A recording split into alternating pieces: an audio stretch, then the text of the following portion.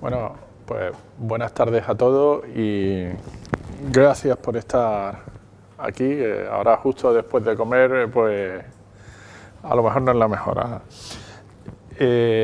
Bueno, lo primero que tengo que deciros antes de hablaros de la charla es que si hay algo mal, espero que no, pero me disculpéis. Esta mañana me he levantado a las 4 de la mañana, he cogido un avión a las 6, anoche estaba en Rumanía y he llegado justo con tiempo para dar la charla. Entonces, pues intentaré hacerlo lo mejor que pueda.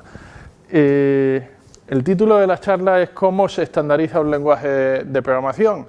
Y es que este año, pues hace unos meses, estuve hablando un día con los organizadores y les decía, bueno, ¿y este año qué os puedo proponer? Decidme vosotros. Y me dieron varias ideas. Al principio pensaba proponer más charlas, pero ya no me daba más la vida y esta era una de las ideas que me propusieron ellos y me parecía interesante. Entonces, creo que es la primera vez que doy una charla que no tiene ni una sola línea de código. Es un cambio. Y la idea es un poco contar pues, mi experiencia en la estandarización de un lenguaje de programación. En concreto, los que me conocéis ya sabéis cuál es, y los que no, pues al final de la charla también sabéis a qué se dedica el ISO IEC JTC1 SC22 GT21 o WG21. Bueno, transparencia de Creative Commons. Ya sabéis quién soy, así que todo esto de las cosas que hacemos me lo salto y vamos a hablar de lenguajes de programación. Mirad, esta es una gráfica que publicó RedMonk hace unos meses y que tiene cierto interés. En el eje de las X tenéis la popularidad medida en número de proyectos que hay en GitHub. Y en el eje de las Y es la popularidad medida por el número de preguntas en Stack Overflow. Todos buscamos cuando sabemos hacer algo en Stack Overflow. Entonces, bueno, pues un poco lo que está por encima de la línea es que es más popular en Stack Overflow que en proyectos en GitHub. Eso es como cosas muy difíciles de utilizar, es mi feeling, ¿no? Y lo que está por debajo, pues tienes cosas de las que hay muchos proyectos, pero nadie pregunta. Entonces, si te vas aquí arriba a la cosa muy popular, están los nombres escritos uno encima de otro, pero básicamente está por ahí Java, JavaScript, PHP, Python, C++, CSS. A mí nadie me había dicho que CSS era un lenguaje de programación, C, Ruby, Objective-C, y bueno, pues aquí, por aquí abajo, pues encuentra uno los muertos vivientes, Eiffel, por ejemplo, Objective-C++, que hasta hace poco no sabía que tal cosa existía. Yo sabía de Objective-C, pero no de Objective-C++, sí existe. Bien, Ada está por aquí. Bien, lo podemos mirar de otra manera. Aquí tenéis el TOB Index, que es un índice que yo critico mucho. El TOB Index es un índice que se publica todos los meses como un índice de popularidad de los lenguajes de programación. Entonces, bueno, pues uno ve la evolución y arriba ve Java y C todo el rato aquí compitiendo. Unas veces gana uno, otras veces gana otro, el siguiente C++, C#, bla, bla, bla, bla. Bueno, lo primero que tengo que decir del TOB Index es que lo pongo para dar una visión general, pero que a mí me parece una basura. Parece una basura porque realmente cuando tú miras cómo hacen el TOB Index, lo que van es a Google y a otros crawlers y ponen Shell Programming Language y miran cuántas entradas hay, C Programming Language y miras cuántas entradas hay. Entonces hay un montón de falsos positivos y es poco creíble, más allá de que pueda indicar alguna tendencia, ¿no? Bien. Bueno, cuando uno piensa en lenguajes de programación, algo que te puede o puede no preocuparte es la portabilidad. Esto siempre ha sido importante, esto de que una aplicación sea portable y la puedas llevar a otro sistema y pueda funcionar en otro sistema. Sin embargo, en los últimos años se ha convertido mucho más importante porque empezamos a tener muchos más dispositivos variados. Hace 15 o 20 años, básicamente tenías el computador personal o tenías otro tipo de computadores corporativos, pero no teníamos la tablet, el móvil y otro montón de dispositivos que están emergiendo donde queremos ejecutar las aplicaciones. Entonces la portabilidad se ha hecho importante, siempre fue importante también por otra cosa, porque el software vive mucho más tiempo que el hardware. Mucho más tiempo, el software vive décadas y décadas, y la vida útil del hardware, que puede ser 5 o 7 años, por ahí. Una anécdota. Hace años, en mi vida anterior, cuando era desarrollador de software, estaba en un proyecto en Telefónica. Estaba con unos compañeros y de pronto uno de ellos dijo: ¡ostras! Aquí hay un comentario que puso mi padre. El software vive mucho tiempo. ¿Vale? Y es importante esto de la portabilidad porque yo tengo que proteger mi inversión. Si yo pongo todos mis recursos en una tecnología, y en este caso hablemos de lenguajes de programación, que corre serios riesgos de ser soportado en el futuro, estoy haciendo una inversión muy mala.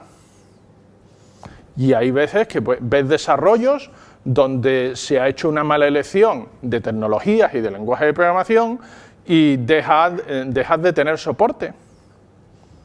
Yo he visto por ahí aplicaciones que todavía intentan sobrevivir en Delphi, o que en su momento pues a lo mejor molaba, pero ahora el problema que tienes es que si quieres seguir viviendo en el mercado ya no hay herramientas y tienes que rehacer la aplicación o tienes que buscar otro tipo de soluciones. Para mí hay dos tipos de portabilidad. Una es la portabilidad binaria, es decir, al final lo que tú has compilado lo puedes ejecutar en muchos sitios, y otra es la portabilidad del código fuente. ¿Vale? Yo tengo el mismo código fuente, me lo llevo a otro sitio, lo compilo y tengo una aplicación que funciona. Bien, la portabilidad binaria puede ser de código nativo ejecutable, y una cosa es utilizar monitores de máquina virtuales, hipervisores, para emular la plataforma. Normalmente un problemilla que tienen es que no siempre, pero en la mayoría de los casos están limitados a virtualizar el sistema operativo, pero no puedes virtualizar el hardware. No tienen muchas soluciones para... Yo tenía esta aplicación que estaba escrita para Solaris sobre una máquina con microprocesador Sun y ahora lo quiero ejecutar en Linux con un Intel. Eso no lo puedo hacer. Yo lo que puedo hacer es virtualizar el sistema operativo de un sistema operativo a otro, pero con el mismo hardware. Entonces, bueno, pues es limitada. Sí que me resuelven los problemas de sistemas operativos retirados del mercado. Yo en mi máquina Linux tengo un pequeño emulador de DOS porque mi videojuego favorito se retiró del mercado hace 20 años. Y así puedo, cuando voy en el avión aburrido, pues puedo seguir utilizándolo. Entonces nos resolvemos problemas de distintas arquitecturas. Y luego tenemos los lenguajes basados en máquina virtual. Los ejemplos más recientes no son los primeros, ni inventaron la idea, esta idea es muy antigua, pero los más recientes son Java y los lenguajes de la familia .NET. La promesa que nos hacían los comerciales es Word, write once, run everywhere. La realidad es que esto se ha convertido en Word, write once and debug everywhere. Porque cada vez que lo llevas a otra plataforma, aquello que te decían que iba a funcionar igual, joder, no funciona igual. Además, tienen muchos problemas.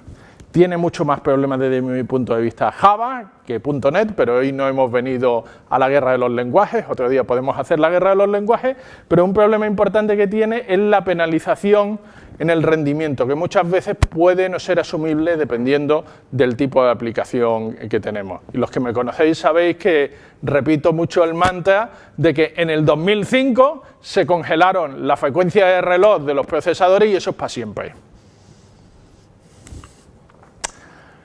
Luego tenemos la portabilidad de código fuente. El objetivo, como os decía, es que el mismo código fuente yo lo pueda compilar en distintas plataformas y la aplicación funcione.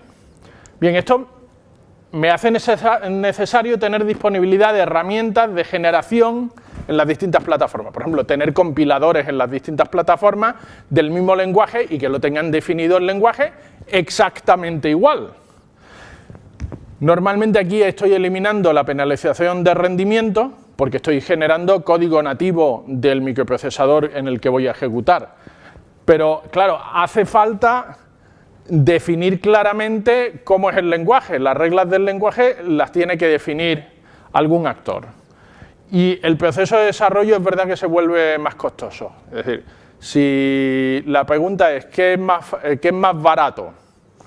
¿Desarrollar en un lenguaje con máquina virtual o en un lenguaje nativo? La respuesta está clara.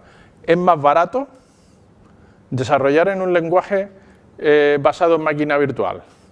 También es una aproximación cortoplacista porque nunca me va a permitir tener el rendimiento que probablemente voy a necesitar. Bien, el problema aquí es que tengo que definir el lenguaje y la pregunta del millón es ¿quién define el lenguaje? Porque dependiendo de quién defina el lenguaje, un montón de cosas cambian. Y básicamente tengo tres alternativas. O esto lo controla una única organización, o esto lo controla una asociación de organizaciones, un conglomerado de organizaciones, o un organismo independiente de normalización. Bueno, por el título de la charla ya veréis que yo de lo que vengo a hablar es de la tercera opción. Pero bueno, algunos ejemplos. Una organización es propietaria de la tecnología. Entonces, esta organización, típicamente una corporación, una empresa, define el lenguaje y como es su juguete, cuando quiere lo cambia, como quiere. Y si cambia una cosa de una versión a otra, que se fastidien los usuarios. Yo he puesto aquí el ejemplo de CUDA, pero últimamente creo que el ejemplo de moda sobre esta actitud es un lenguaje de programación que a mí no me gusta. Bien, ventajas.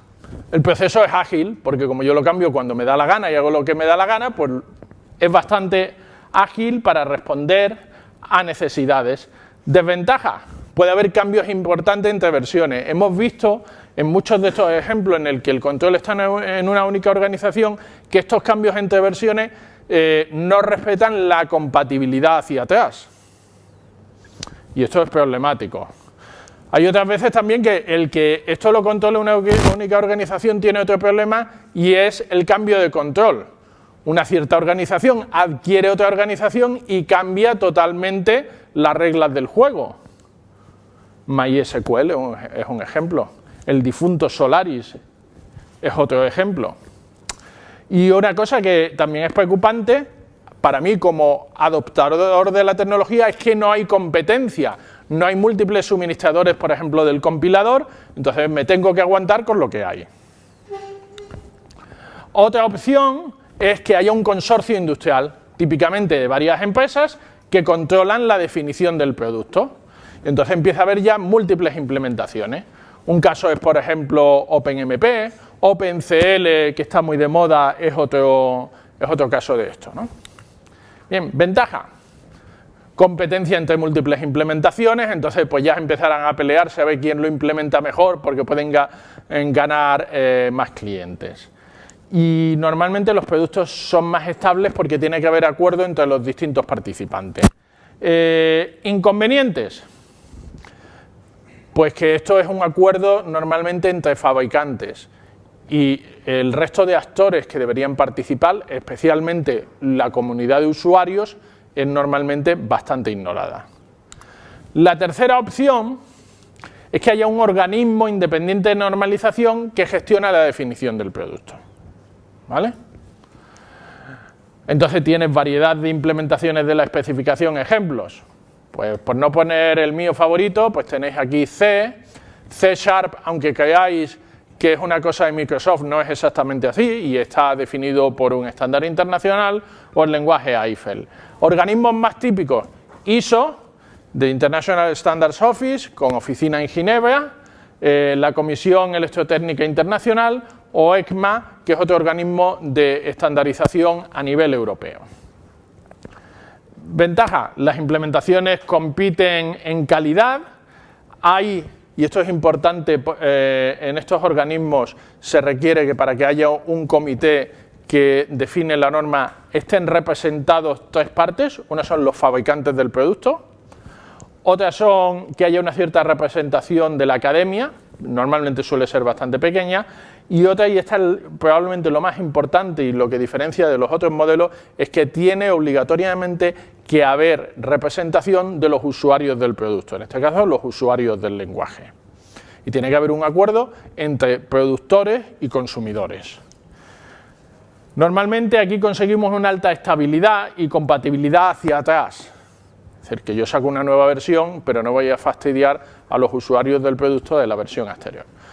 Desventaja, aquí pone ventajas, pero debería ser desventaja. La principal desventaja es que la evolución es más lenta. Las cosas van más despacio. Bien, pues hablemos un poquito de normalización. Pues los organismos que... Hay muchos más organismos de normalización, pero los organismos internacionales de normalización que suelen hacer cosas alrededor de los lenguajes de programación son ISO, la Comisión Electrotécnica Internacional, y ECMA, que es la Asociación Europea para Estandarización de Sistemas de Información y Comunicaciones. Bien, realmente en informática, aunque ISO normaliza casi cualquier cosa, pues por ejemplo el tamaño de los folios, con esto quiero decir casi cualquier cosa, en el caso de informática, ISO y la Comisión Electrotécnica Internacional lo hacen de forma conjunta y tienen una organización conjunta que es el ISO-IEC JTC1, Joint Technical Committee for Information Technology, que normaliza en el ámbito de estos dos organismos todo lo que tiene que ver con informática. Y luego ECMA, que tiene un ámbito solo europeo, no es un ámbito mundial. Bien, ¿qué lenguajes de los relevantes son estandarizados por ECMA? Bueno, ECMA es muy famoso por ECMAScript, que si yo digo ECMAScript lo mismo no os suena, pero si digo JavaScript sí que os suena. El nombre oficial es ECMAScript y hay un estándar definido por ECMA para ello. C# también es un estándar de ECMA, Eiffel y Ruby. En el ámbito de ISO-IEC pues tenéis C, C++, Fortran, COBOL y Ada como los lenguajes más famosos. Luego tengo una lista más completa. Bien, entonces dentro del JTC1 está organizado en subcomités. El subcomité número 22 es el subcomité para lenguajes de programación, sus entornos e interfaces de software de sistema. Para abreviar hay gente que lo llama el comité de la portabilidad. Tiene grupos activos en los siguientes lenguajes: COBOL, Fortran, Ada, C, Prolog, sí, Prolog sigue vivo, lenguajes de especificación formal, C++ y un grupo aparte que se encarga de hacer normas relativas a la identificación de vulnerabilidades en el software por culpa de las características de los lenguajes de programación. Y hacen catálogos, ¿vale? Básicamente. Estos son los activos. Luego tenemos los dinosaurios que han muerto ya. Entonces, estos son grupos desmantelados. Pascal, APL, no sé si conocéis un lenguaje que se llamaba APL, años 60. Algol, PL1, Basic, años 80. Módula 2, 80 también.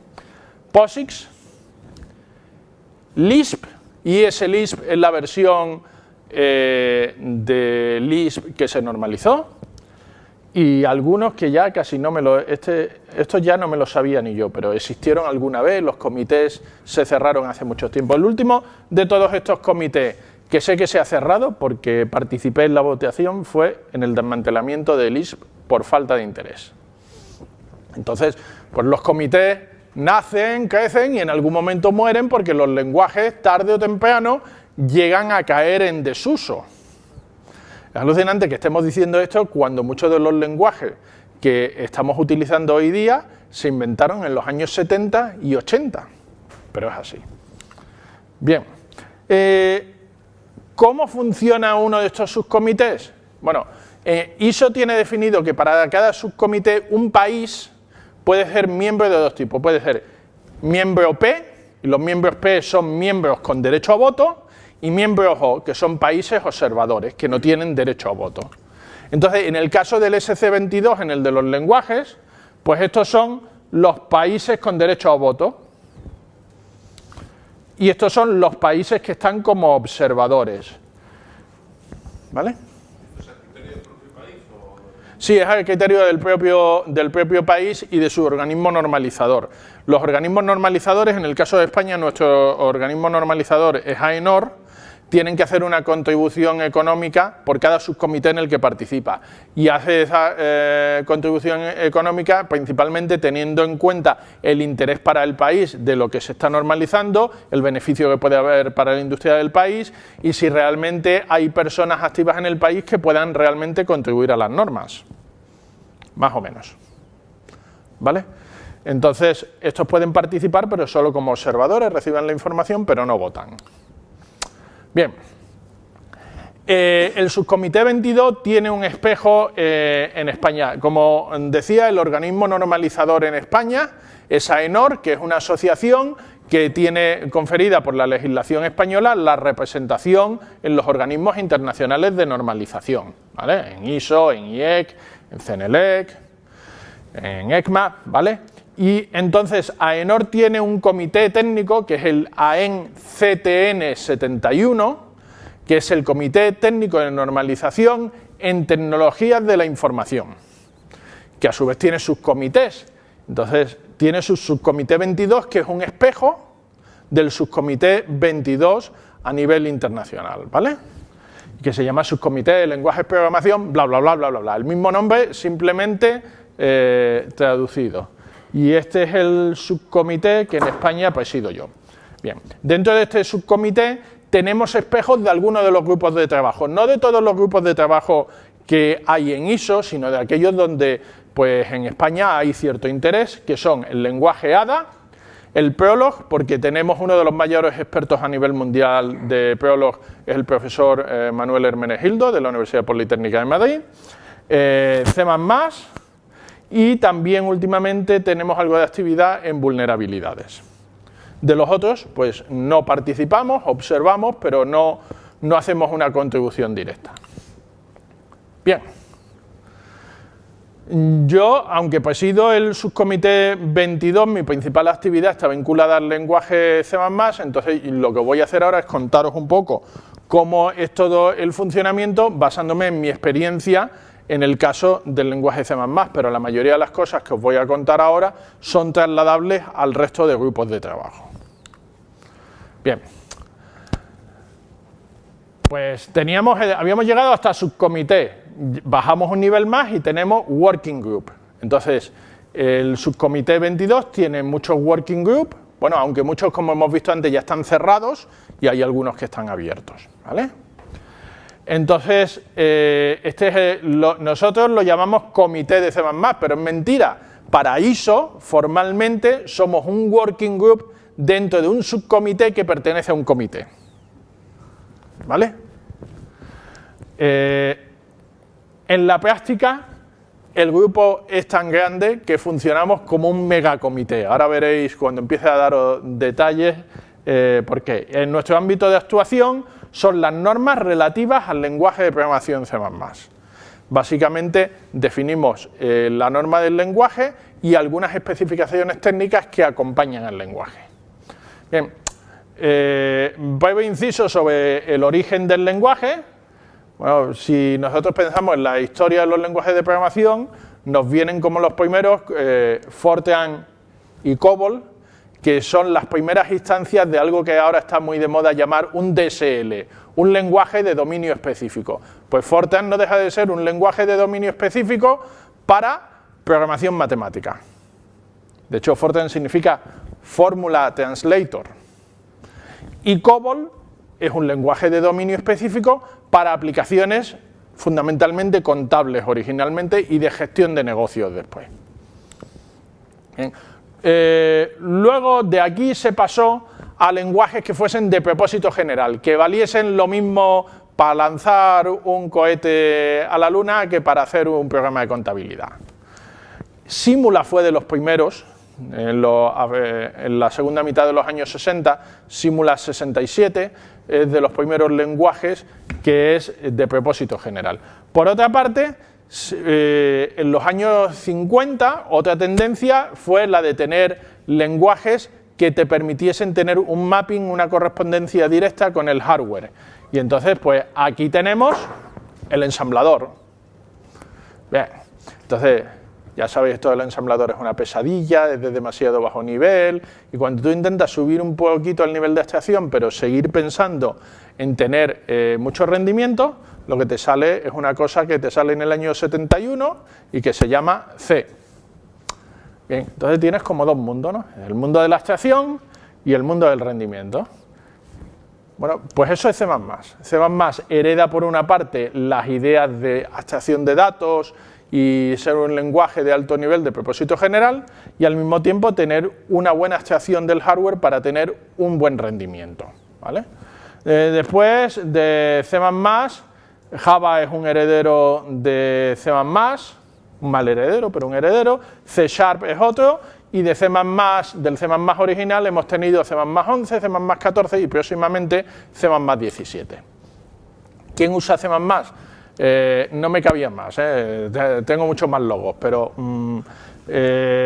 Amazon utiliza fuertemente C++, Bloomberg, que es el principal proveedor de información financiera, Google, IBM, Intel, Microsoft, la NASA, Siemens, Oracle, bueno, se utiliza, vamos. ¿Cómo empieza la historia de la normalización de C++? Pues Bjarne Stroustrup, el creador del lenguaje, después de terminar su tesis doctoral en la Universidad de Cambridge, se traslada a Estados Unidos y empieza a trabajar en los laboratorios ATT. Todavía en aquella época, esta época es previa a la división de ATT en múltiples compañías, y ATT, para entendernos, era la Telefónica en Estados Unidos, y es la única empresa que yo conozco que puedas ir a su oficina y puedan tener en una pared las fotos de todos los empleados que han ganado el premio Nobel, y son más de 2. ¿Vale? En la de enfrente, todos los que han ganado el premio Turing y la medalla de IECubo, y también son más de 2. Y lista de inventos como, ya sabéis, la televisión en color y alguna otra cosa. Bien, bueno, pues se traslada allí y su primera función era, después del doctorado, empezar a trabajar en programas de simulación de redes de computadores. Y entonces decide que ninguna de las herramientas de las que tiene le sirve, y entonces, como ninguna le sirve, pues se va a hacer su propio lenguaje para luego hacer el simulador. Y ese lenguaje fue una cosa que se llamó C con clases en el año 79. Aquello empezó a usarse internamente en ATT, empezó a tener éxito, y en 1985 ATT saca al mercado para vender el primer compilador de C++ industrial, 85-86 realmente. ¿Vale? La primera versión comercial de C++. Era un producto comercial, es decir, era el equivalente de lo que todavía ocurre, por ejemplo, con Java, que era propiedad de una empresa. En el año 85 era propiedad de una empresa. Pero rápidamente, yo creo que Bjarne Stroustrup hizo que ATT viese la potencialidad que podía tener el sacar eso de ser un producto de propiedad de una empresa y convertirlo en un estándar. Y en 1990 comienza el proceso de normalización de C++ en ANSI, que es el organismo de normalización de Estados Unidos, como un estándar americano. En muy poco tiempo, este estándar americano se mueve a un proceso de normalización internacional bajo el paraguas de ISO. Y en 1998 ISO publica la norma 14882, 2.1998, que es el primer estándar de C++. En el 2003 se saca una revisión que realmente simplemente son correcciones de errores, bug fixing. En el 2006 un technical report sobre rendimiento, porque había gente que decía que en C++ no se podían hacer las cosas tan rápido y este informe técnico te dice, hombre, si lo haces mal, pues irá lento, pero si lo haces bien, irá muy rápido. En el 2007 se publica otro Technical Report que es una definición de una extensión de la biblioteca estándar.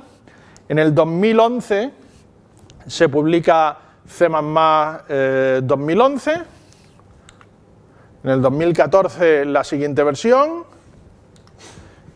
Luego empezamos a publicar algunas especificaciones técnicas que acompañan al estándar, que no son parte del estándar, pero le acompañan. Y es probable, no seguro, que la siguiente versión del lenguaje sea en el año 2017. Altamente probable. Aquí lo tenéis el timeline más o menos, ¿no? Entonces, después del 2014 hemos empezado a producir especificaciones técnicas de distintas cosas, por ejemplo, de paralelismo, o de acceso al sistema de ficheros, o de redes. Y algunas de ellas eventualmente se pueden incorporar en el estándar.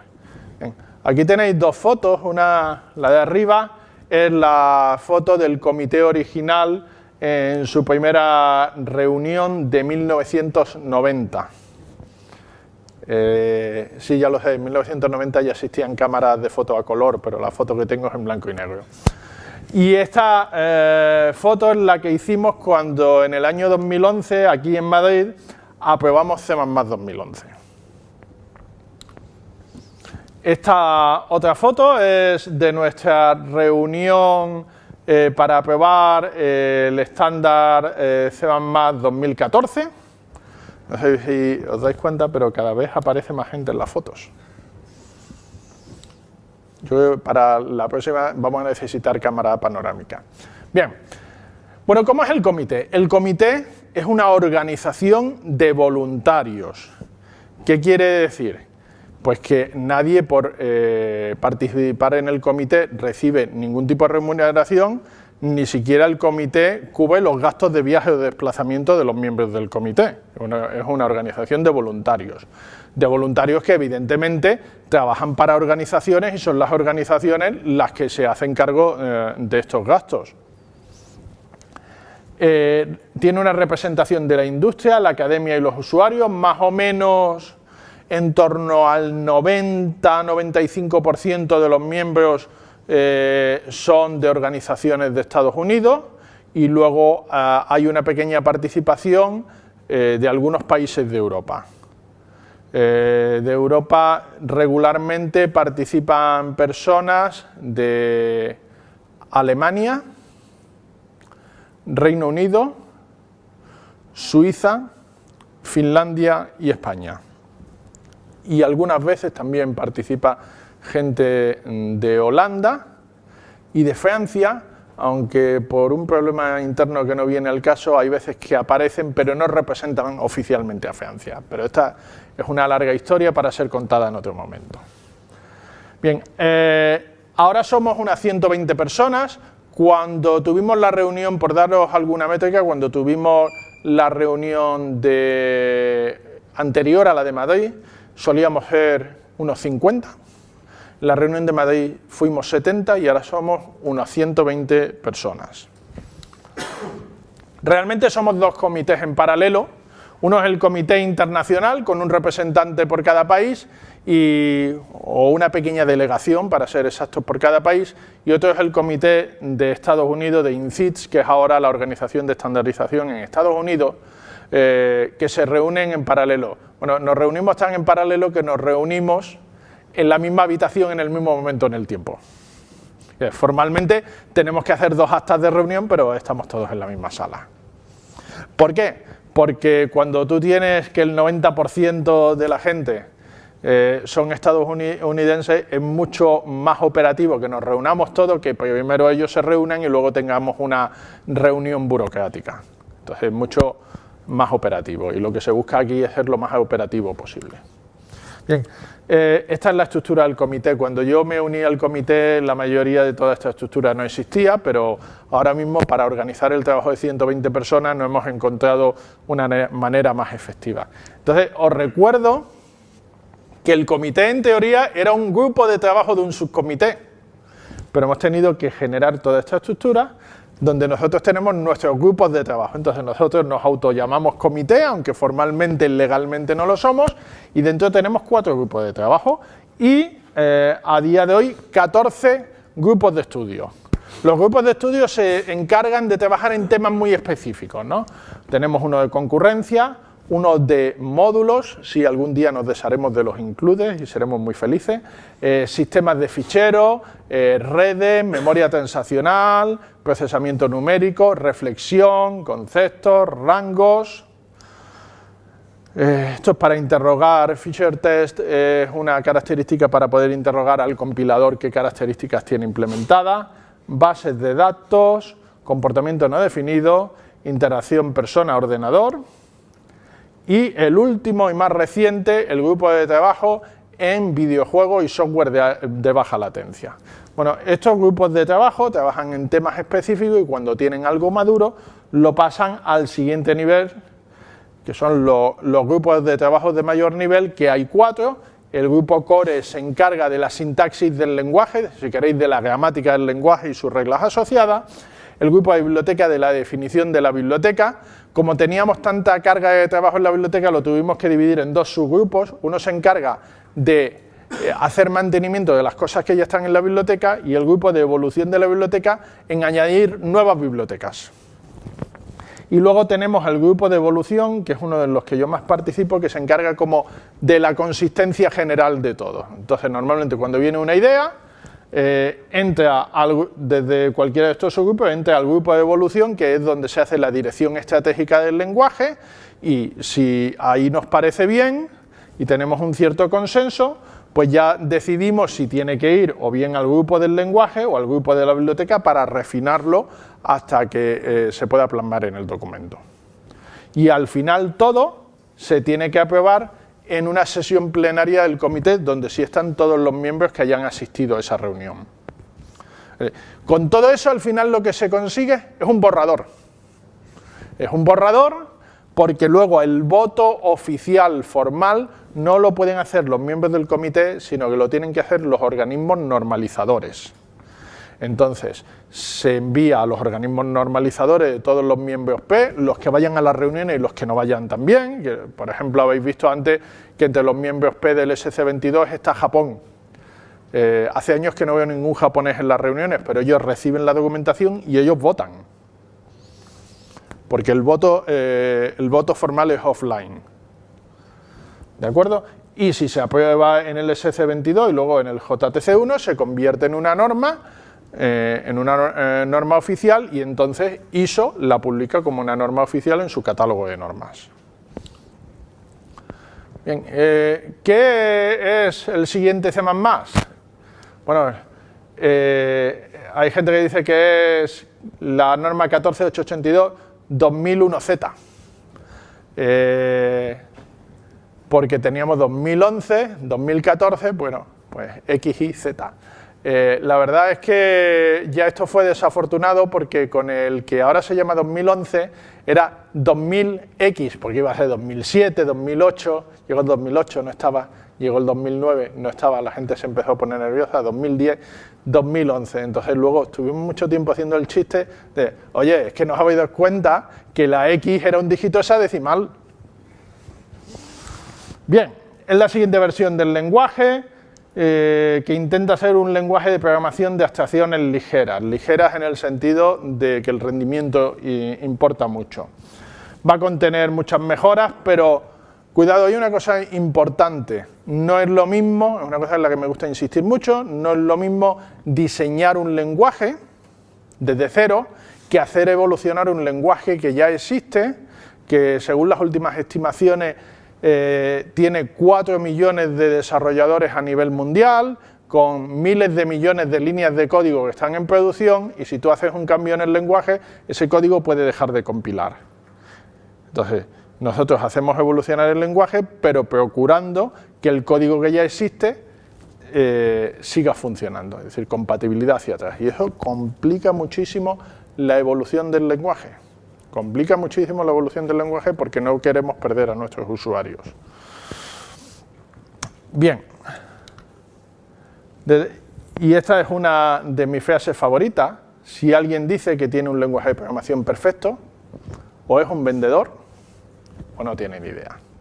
Lo siento, no hay más respuestas válidas. Y a veces es un vendedor que no tiene ni idea. Bien, ¿cómo es el proceso? ¿Algún detallito más del proceso? Bien, todas las ideas comienzan expresándose en un documento de trabajo, lo llamamos un paper, que suele ser un paper corto, puede ser de 1 página, de 3 páginas, de 5 páginas, con la idea de lo que se propone que se haga en el lenguaje. Normalmente cuando haces esto explicas por qué, a quién puede beneficiar, qué ventajas puede tener y cómo sería y cómo se integra en el resto del lenguaje. Estos documentos se discuten en las reuniones del comité. Todos los papers hasta la fecha son públicos, están en la página web del comité. Hay más de 4.000 papers públicamente accesibles, donde podéis ver toda la historia desde el año 90 de los papers que se han hecho cada año. Entonces vamos por el 4.000 y pico, 4.400 y algo, ¿vale?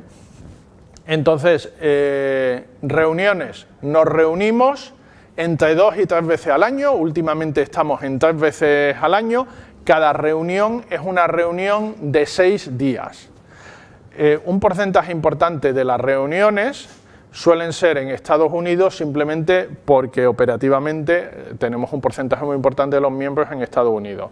Y tenemos un acuerdo de al menos una vez al año, una de esas 3 reuniones, que sea fuera de esta definición, me encanta, fuera de la Norteamérica continental. ¿Y qué es la Norteamérica continental? Básicamente es Estados Unidos y Canadá, y fuera de la Norteamérica continental significa o Europa o Hawái.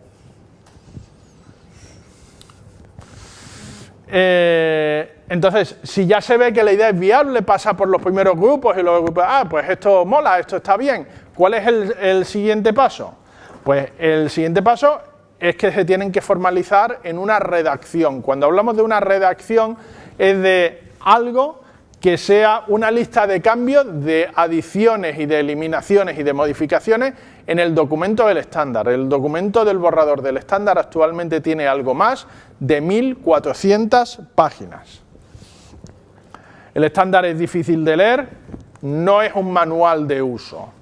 Es decir, es si queréis, la lista de reglas que tienen que entender los que escriben los compiladores o los que desarrollan las bibliotecas estándar. ¿Vale? Entonces, no intentéis aprender un lenguaje leyendo su documento de estándar porque no vais a entender nada. ¿Vale? Entonces, nos hemos pasado a veces minutos, un número importante de minutos, discutiendo si en una frase tiene que haber una coma o no, y la implicación que esto puede tener. Luego, al final, cuando ya pasa por todos los grupos y se está de acuerdo, esta modificación se vota en la sesión plenaria el último día de cada comité. Cada vez que tenemos una reunión de 6 días, de lunes a sábado incluido, mañana, tarde y a veces noche, pues el último día se hace un voto formal y entonces en ese voto formal, si se aprueba, se incorpora.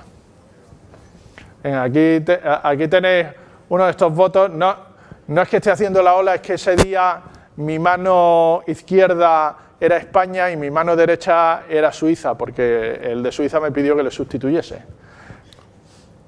Bien, ¿qué hace falta para aprobar una decisión? Bueno, todas las decisiones se toman por consenso. Esto, cuando lo cuento la primera vez, la gente se sorprende mucho.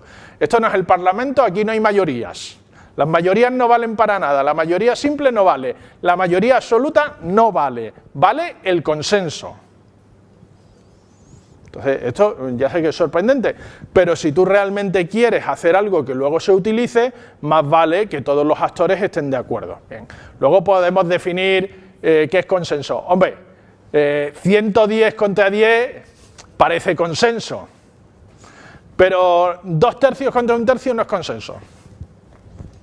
¿Vale? Para que os hagáis una idea. No sirve la mayoría simple. Me encanta la frase de que es mejor convencer que vencer. Realmente, cuando la gente no está de acuerdo, se vuelve a discutir y si al final no se puede llegar a un acuerdo, pues se mantiene el status quo. Normalmente se presta especial atención a los national bodies. Los national bodies son los organismos nacionales de normalización. No es lo mismo que se opongan dos individuos de una misma nación, que dos países se opongan, porque como al final, como os he contado, hay un voto final que se hace offline por los países que son miembros P, hombre, es que haya varios países que estén en contra no es lo mismo que haya 3 empresas de un país que estén en contra. Entonces, pero ya os digo que se busca siempre alcanzar el consenso. Y si no hay consenso, pues se mantiene el status quo. ¿Y qué efecto tiene una aprobación? Pues simplemente que se incorpora al borrador. Y que para quitarlo del borrador tiene que haber otra vez consenso para quitarlo, lo cual es bastante difícil. El estándar está siempre, el borrador está siempre disponible, está en Bitbucket y podéis hacer git clone y os lo bajáis y como está en LaTeX os lo compiláis y tenéis la versión del documento si os hace ilusión. ¿Qué pasa cuando se finaliza un documento? Se eleva el documento a ISO para un voto formal y cada miembro P tiene un voto. Las votaciones son a 2 vueltas, por eso tardamos más. Se hace una primera vuelta en la que se envía el borrador y cada país contesta con una lista de issues.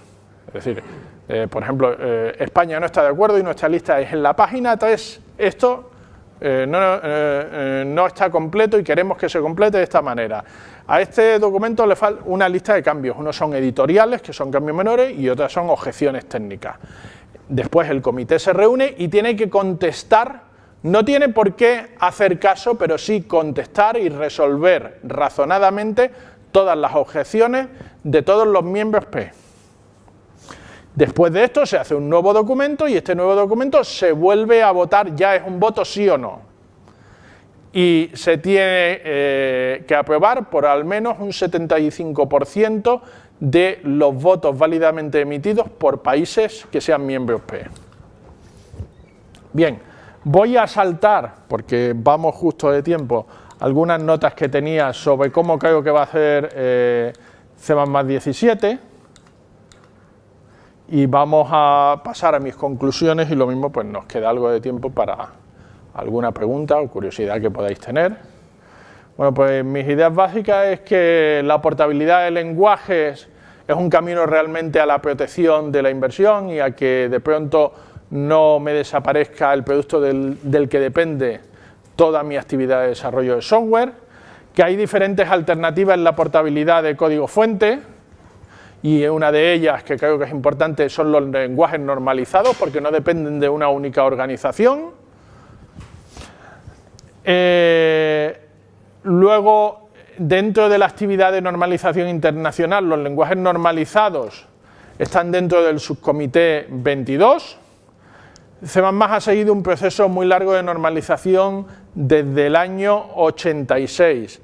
Estamos en el 30 aniversario del lenguaje.